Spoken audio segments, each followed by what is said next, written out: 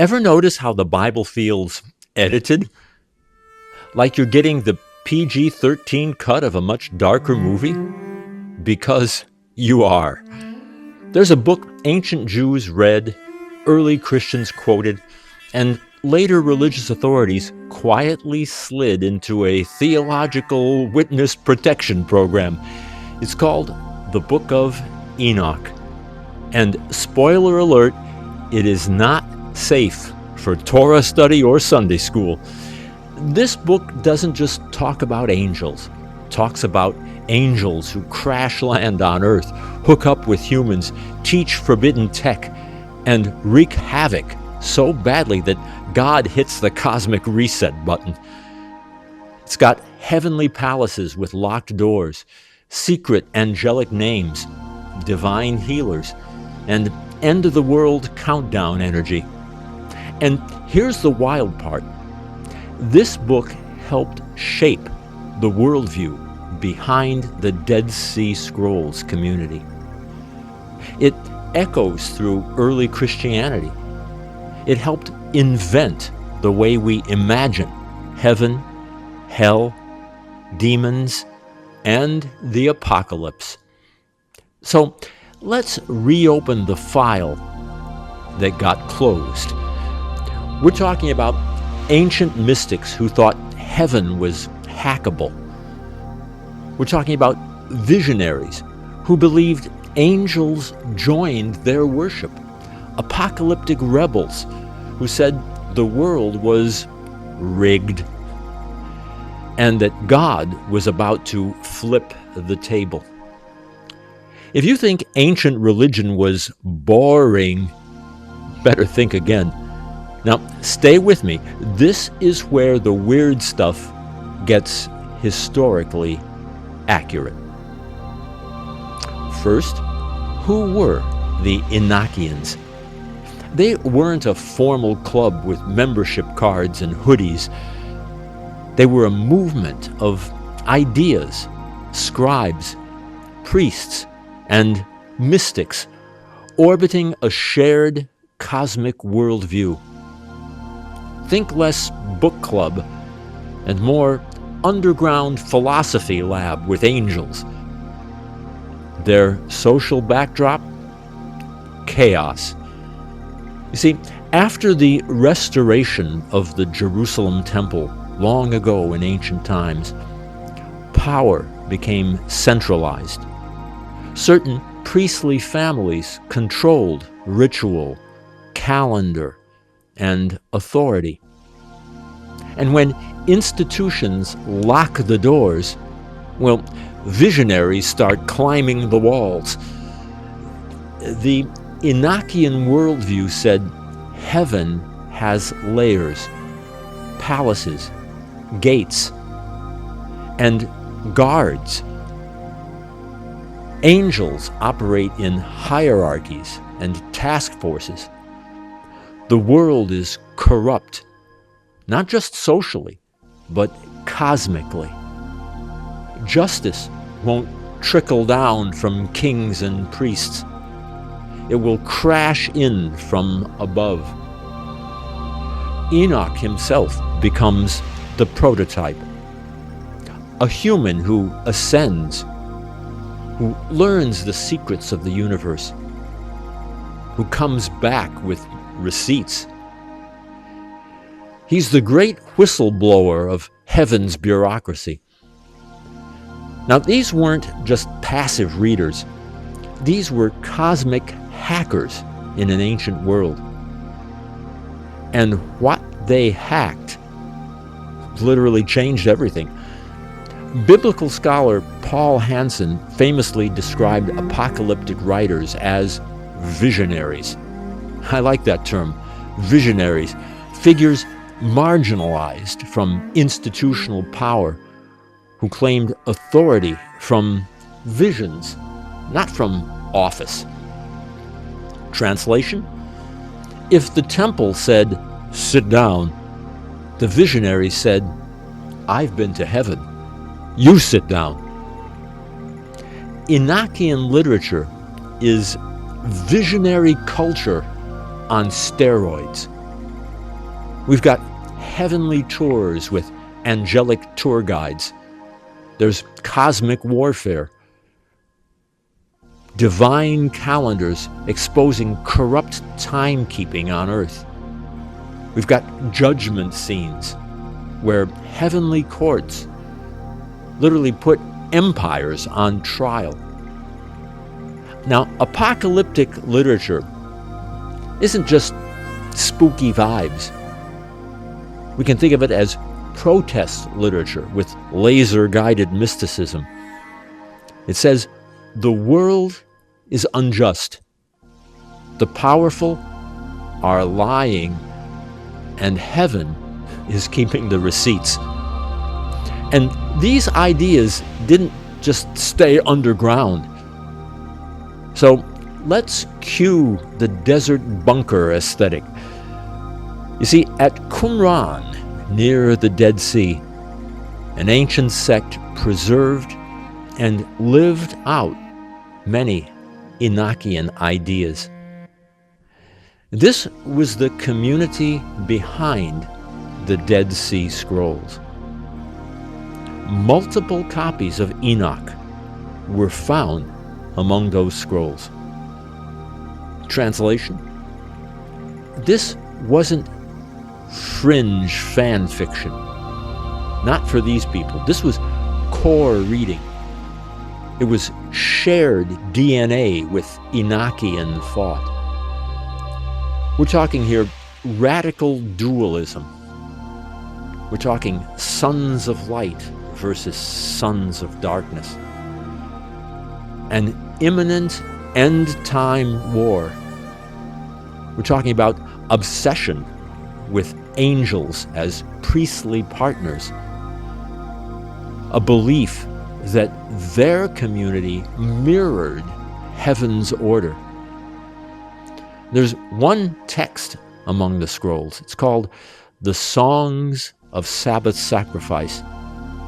And it describes humans singing with angels in heavenly choirs.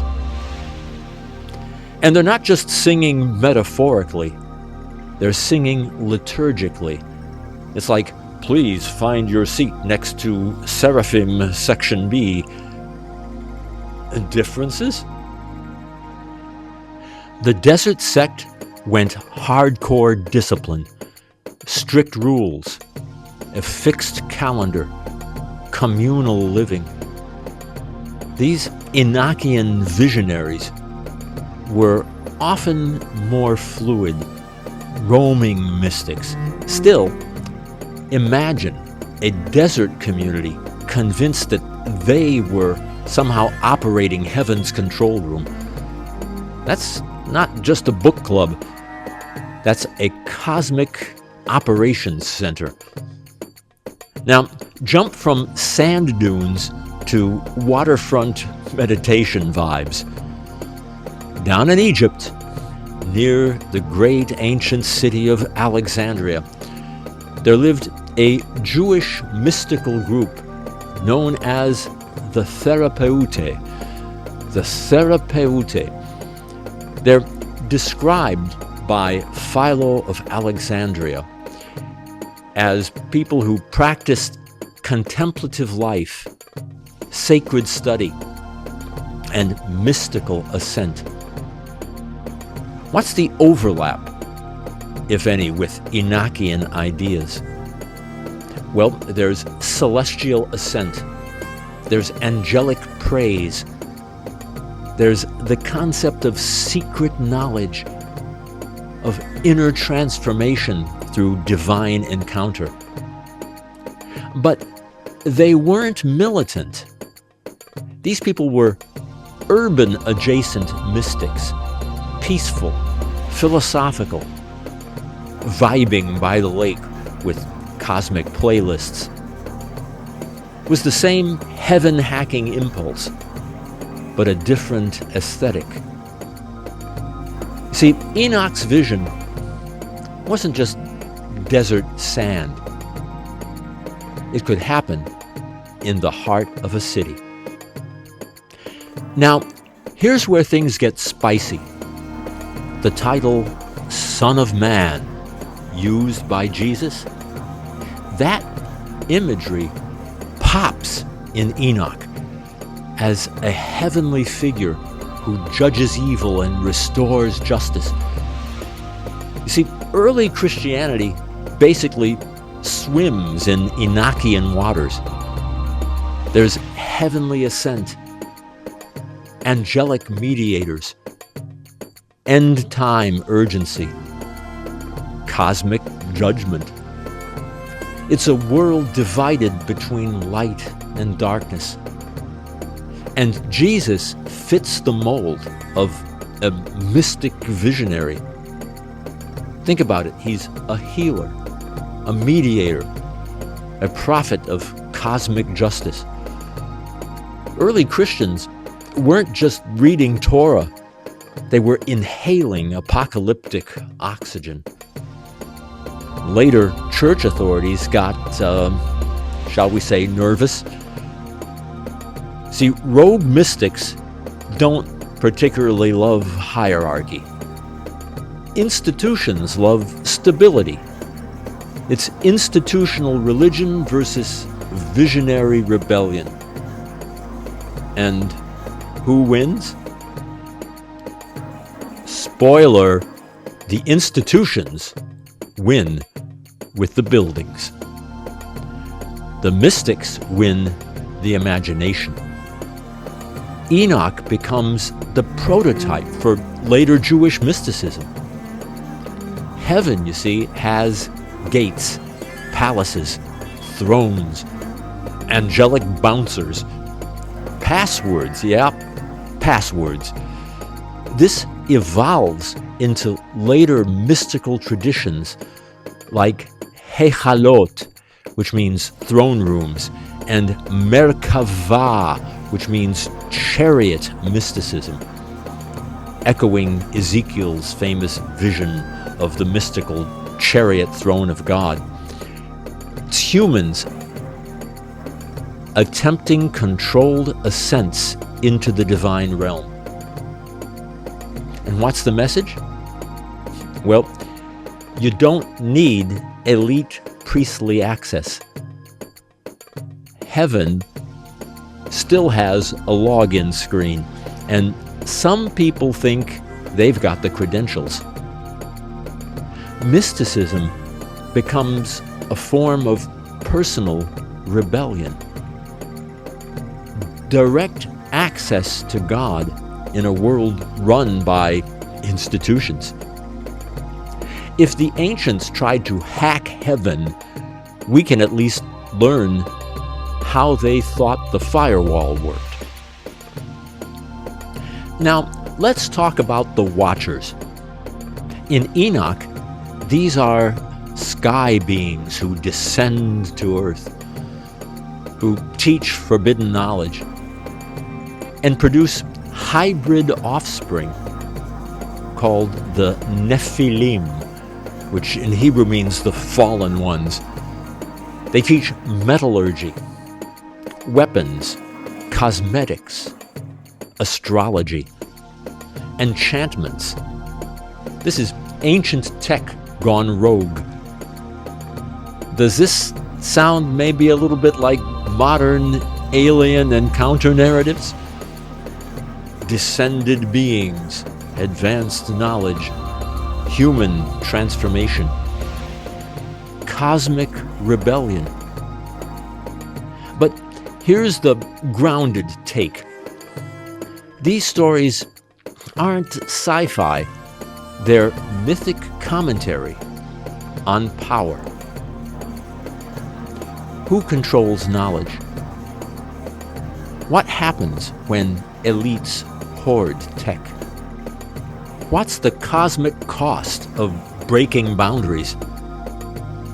Ancient angels or ancient aliens?